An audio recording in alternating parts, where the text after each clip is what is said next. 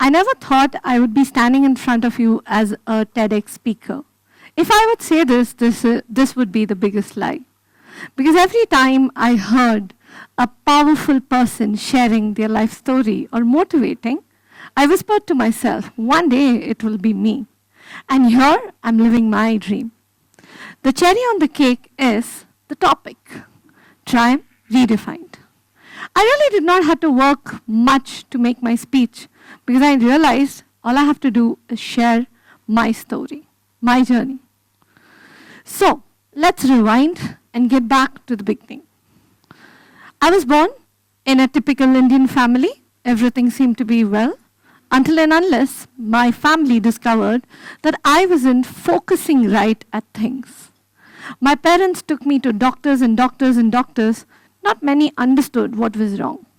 Finally, I was detected of having optic atrophy, which is a condition through which a person wouldn't be able to see like others. They labeled me to be a person with low vision, which I absolutely didn't understand at then. People would come to me and ask, if you're blind, I would wonder, can't they see? So journey began there where my father till date has not accepted my disability. Not because he denies, it's purely because of his love. He just treats me like any other daughter, his princess. On the other hand, my mother, the realistic one, she was tough. She prepared me for the real world. She made me do daily chores, helping her in the kitchen, sometimes asked me to walk towards the market to bring things.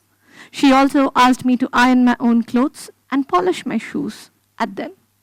I really didn't like it. I found her to be too rude. But trust me, today I thank her deeply for making me independent, for preparing me for this real world. I have an elder brother, as mischievous and as troublesome like any other brothers. He took every opportunity to play pranks, to scare me, but yet showed a lot of love and respect. He encouraged me.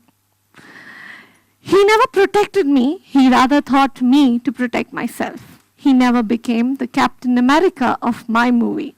He made me Captain Marvel so that I could fight my wars. The next is my basic education. I did my kindergarten and my basic education through a school run by a church. I'm extremely thankful to them for giving me that opportunity because that laid a strong foundation for my communication. I really don't understand how did they teach me letters and numbers because out then there was nothing called Montessori method or there was nothing called inclusion. I think all they understood is she needs to learn. Now comes the real twist.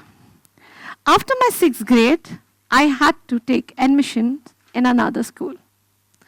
And then every school rejected me. When I say rejected me from everywhere. The blind schools said that I'm not completely blind, so they can't take me. And the other schools said that I'm not completely sighted. Some schools said the admissions are closed, where clearly they weren't. Some said, why does a girl with disability have to study? And the worst, a school called me a half-handicapped person. It did hurt. It really did hurt. And me being me whispered a lot in my brain, and the last sentence was a small promise I made to myself. And I said, one day, these schools are going to invite me. Absolutely without any plans of how is that going to happen, I moved on. So what do you think? So sad. A girl with disability and dropped out of school, what would she do? That is what people thought. Hang on till you'll hear more, because the climax is still yet to come. Moving on, I didn't stay back at home. My mother picked me up and dropped me in her friend's kindergarten school. When all the people of my age were worried about solving mathematics and exams, I was dancing away, singing rhymes and teaching A for apple. And here, life became my teacher and was teaching me A to Z of survival. A little more to my story. I'm a person who loved Bollywood movies. I truly thought one day Salman Khan is going to marry me. I was passionate about dance. And when I told people that I want to dance, they laughed and they said, "She is visually impaired. How can you dance?" They said, "Rather learn singing." I think they thought I sound melodious, but I wanted to dance. As I moved on, I had been to a vacation to Dubai, and I got an opportunity of being a Bollywood dance trainer for juniors. Yes, a blind person without any formal training, proving herself not only in India, also internationally. Life was all fine. It was actually no trouble. I really didn't miss the exams. All I missed in schooling life was friends of my age. But trust me, it didn't matter. I had created my own world in a closed room. I was too much into self-talk. Like how I told you earlier, I imagined myself wearing a Miss Universe crown also and practiced how I would react. Until and unless I was blessed with a baby boy. Being a mother, I cannot express it in words how beautiful it felt. I felt things are sorted, and I still continued living in my fantasy world. When I realized that my son also has the same eye condition as mine, that is when my world shook. I was shattered. I always thought my mother overreacted. She was overprotective and possessive about me. But when I, as a mother, faced the same, I realized that this time the pain is too sharp. Again, I had to fight. This time, not for myself. This time, it was for my son. Finally, I was lucky enough to find my son an inclusive school where he is all set to fly in his own sky. Yes, I mentioned before that I was waiting for Salman Khan, but meanwhile, I was being rejected by n amount of boys and families for my disability as they didn't want to marry me. But I did find someone right, who loved me for who I am, who loved me for my courage, who did not make me feel that he's doing a favor by marrying me. Rather, he gave me wings to fly. Most often, your father and mother have expectations from you. Here, my husband has an expectation that one day I should do PhD. With this man who I call the invisible man behind my success, my life had a purpose. My son gave the purpose and my husband gave me the wings. Now, at the age of 29, when everybody of my age was well settled, married, completed the education, professionally doing well, I made a decision of getting back to school as a student. Yes, I started with my 10th, which is secondary. I did my senior secondary through National Institute of Open Schooling. I also completed my graduation in psychology. I'm presently pursuing my clinical psychology. I've done a lot of courses in mental health and counseling. To empower my knowledge in technical field, I joined an organization to learn computers using a screen reader. In this organization, I just didn't learn computers. I also made friends. I met great people with disability who were just not surviving. They were thriving. When I entered this place, I felt, oh, I've achieved a lot. But after meeting them, I realized there's a lot more that I need to achieve. Now, I made a thoughtful decision of continuing my profession as a school counselor and a life skills coach. Because till now, whatever came my way, I made the best out of it. I never planned my life. It was a flow, and I moved on. But now, I wanted to have a purpose to bring in change in lives of many. So presently, to give you understanding about me, I have served in quite a bit of prestigious schools as a school counselor.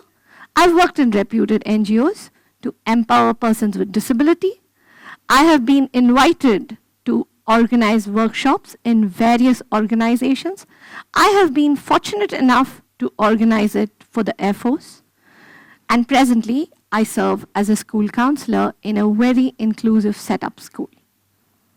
So now what do you think? I'm sure you think, oh wow, right? People ask me, what is the secret behind your success? And I tell them, it's not one. There are 5 superpowers. Starting with the first one, that is self-love. I really, truly loved myself. I could stand in front of the mirror and I would say, mirror, mirror on the wall, I am the most beautiful among all. Second, self-belief. Self-belief was the bridge between my dreams and my destiny. Third is self-confidence. If self-belief made me get up and start, self-confidence kept me going. I have failed more than the amount of times that I have succeeded. It is my confidence that did not let me give up. Fourth, resilience. I have narrated my story in a very, very interesting manner. But trust me, I have broken down many times. I have cried when people called me blind.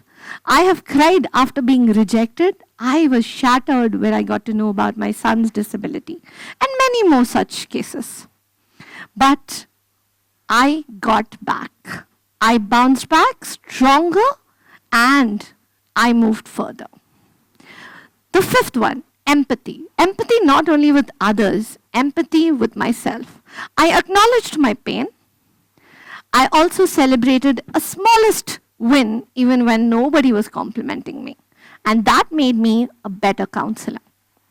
So here when I stand in front of you and share my story, it is not to talk about what is my success. My real triumph will be if this story could motivate and bring in a change in someone's life. If you could get the message that I'm trying to give you through the story, that if a blind girl rejected from various places, who was called half-handicapped, could become a practicing psychologist, could dance and make her own story and be her own hero, then I'm sure each one of you sitting here, whether you're a student, parent, teacher, or anyone, can make your own story. The rule is simple. Make an original one. Don't try to fit into others' definition of success. Triumph, for me, is converting rejection to invitation, sympathy to success, and most importantly, when everyone told me I have limited sight, I showed them my unlimited vision. Thank you.